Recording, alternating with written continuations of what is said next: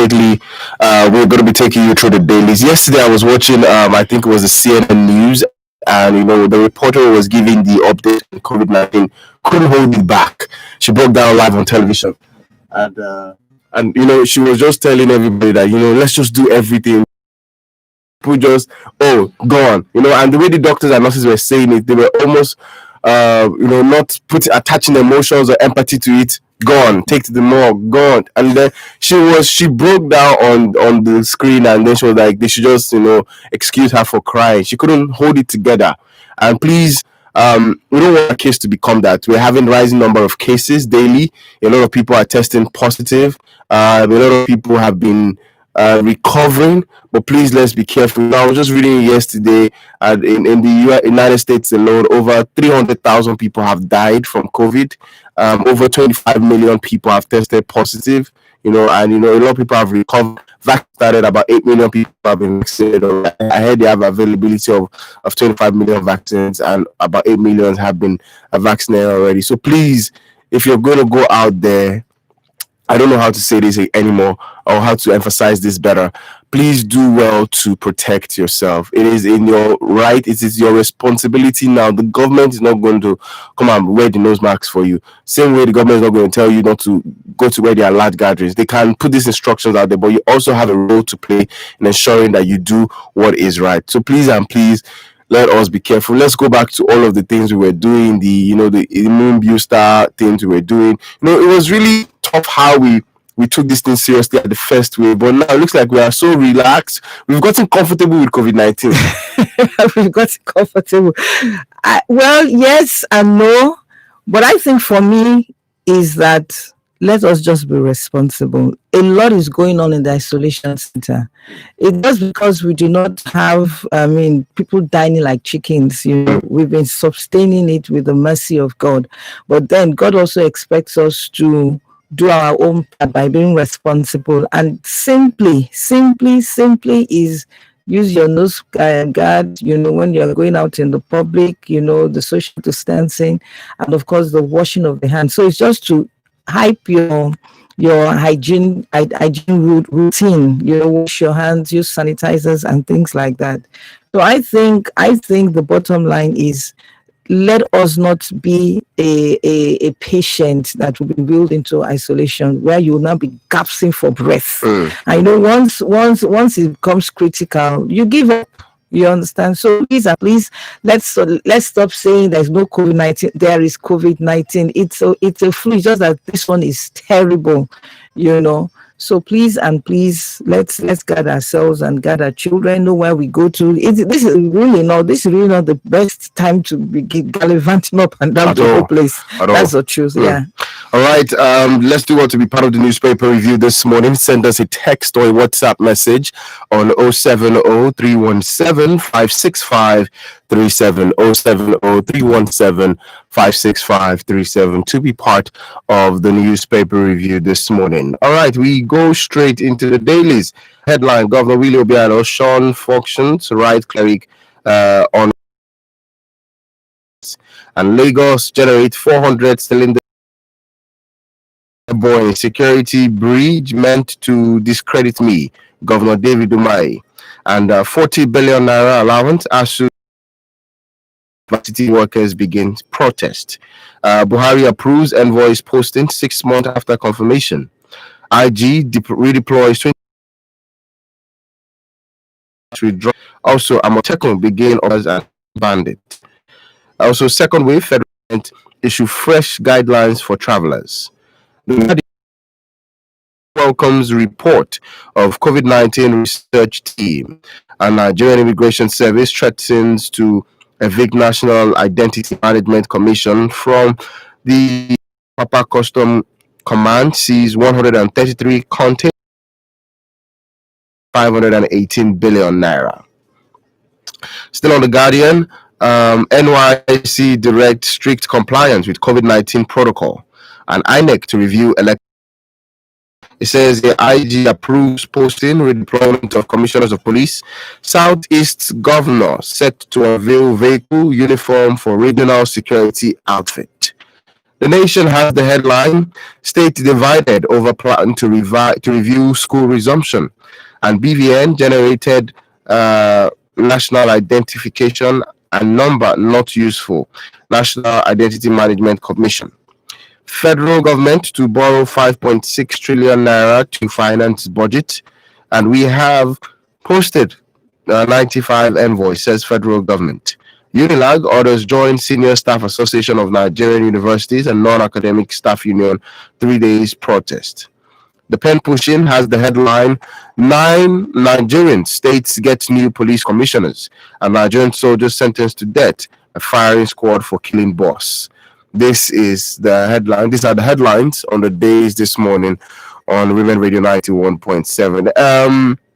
I want to start off with the last headline there, which is with regards to the Nigerian soldiers sentenced to death for killing boss. And I think we should start off with this, but I will ask a different question in perspective. Do you think we should what's your perspective on capital punishment, and should it be replaced with life imprisonment instead? That's a tough one. Okay, let me talk from my own belief, from my own belief, truly life will go for life. Life will go for life. But I know because of the how do I put it, awareness, education, and the age that we are in now, that's why we are looking at it, that must we give life for life? Why can't we just convert it to life imprisonment? But the question is, there are quite a lot of people that have been sentenced to life imprisonment, and it has not stopped. All this evil and criminal acts, that they're still being done. It was like, well, once you catch me, take me, life imprisonment and all that. So I believe that if that is going into the army, if that is their code of ethics, in terms of their laws, well, let it be. You understand? If that will send the right signal. I watched the piece of news yesterday, and I was really, really, really, really sad. Let me use the word sad about it. And I said, well, where is this? How is this possible? What kind of anger that would have arisen for you to take somebody's life when you know the ethics of your profession, and upon what? Because the person denied you leave. How many people have been denied leave? They are not.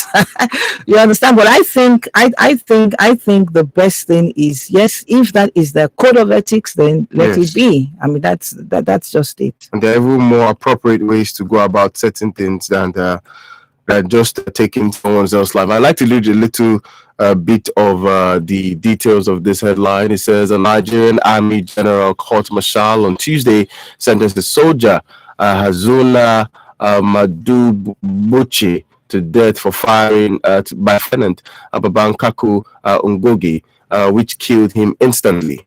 The trial that led to conviction of the condemned did not reveal if the soldier had any personal grudges with the officer he killed. He also pleaded guilty, but argued that his actions was accidental.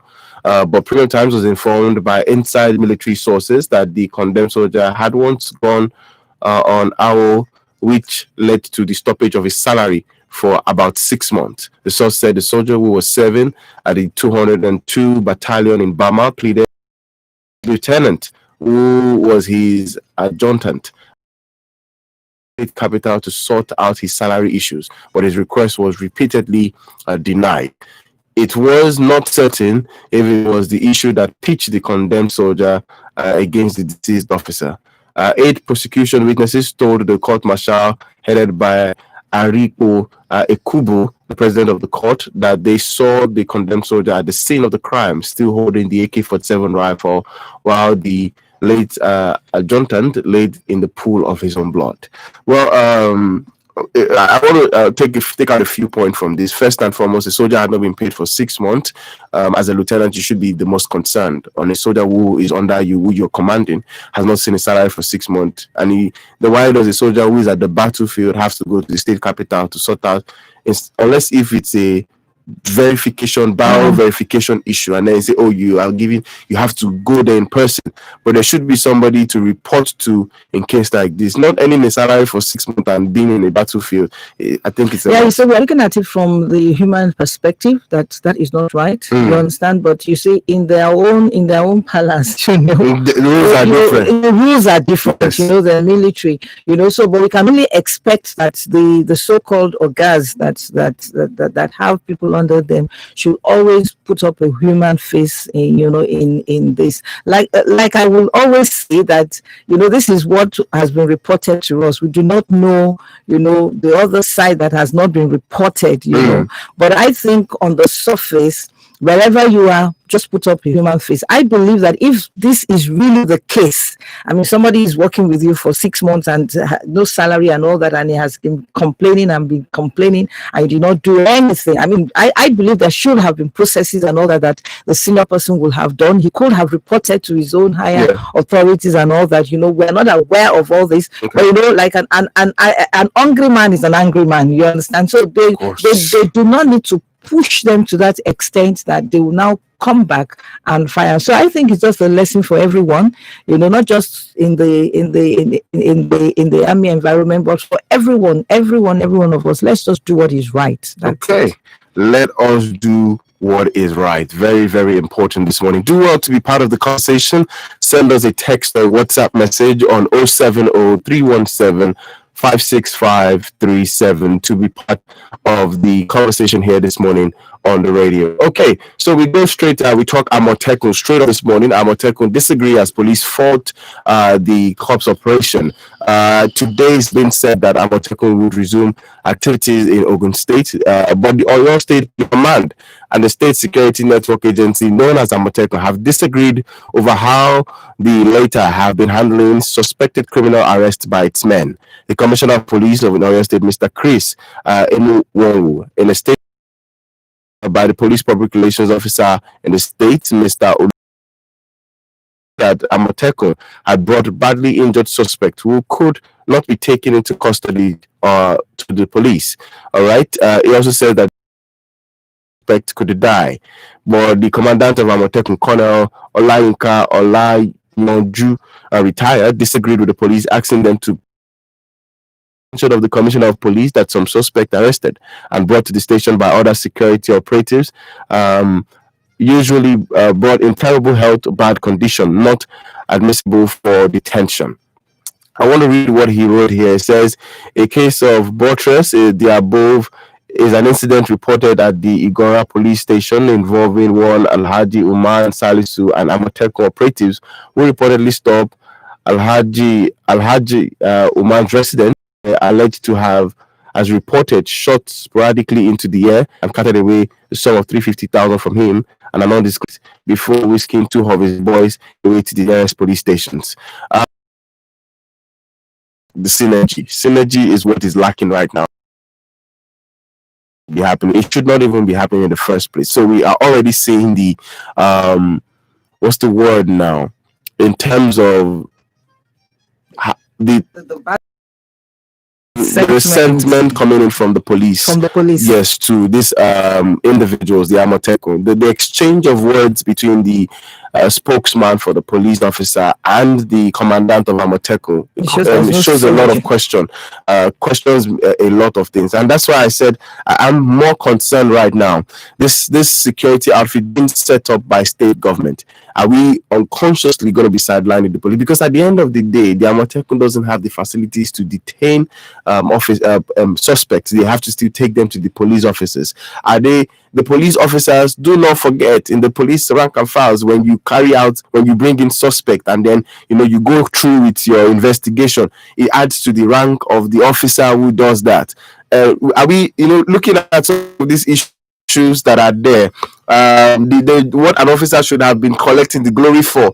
An Amotekun officer, I'm not sure there is maybe a cadet rank and off. There is definitely ranks, but the police has the establishing structure where if an officer goes through the case, is putting in his record that he went through this case, this happened, he might be up for promotion.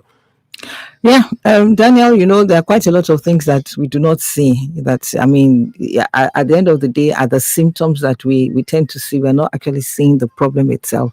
But this is what I have to say to this piece of news this morning. The Amotekun issue, is it for a good cause or for a bad cause? If you ask me, it is for a good cause, because the truth about it is that this started because of the fact that they had seen a gap that the police cannot cover.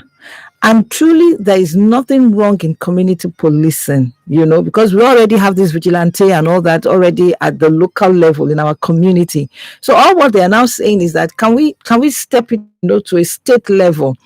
So I think it's for a good cause. But the issue now is it's a good cause, but then the structures, the synergy, the handshake with the relevant authority is what I see that is wrong. And why is it even wrong?